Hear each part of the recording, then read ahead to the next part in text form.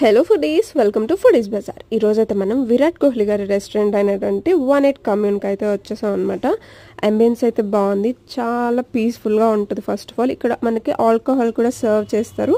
వీళ్ళకి outdoor seating కూడా ఉంది అండ్ ఇండోర్ కూడా. అవుట్డోర్ నుంచి అయితే మీకు వ్యూ బాగుంటుంది, ఆ బిల్డింగ్స్ అంతా కనిపిస్తా. అండ్ ఫస్ట్ మనం ఆర్డర్ చేసింది స్వీట్ పొటాటో స్లైడర్స్ ఆర్డర్ చేసినాం.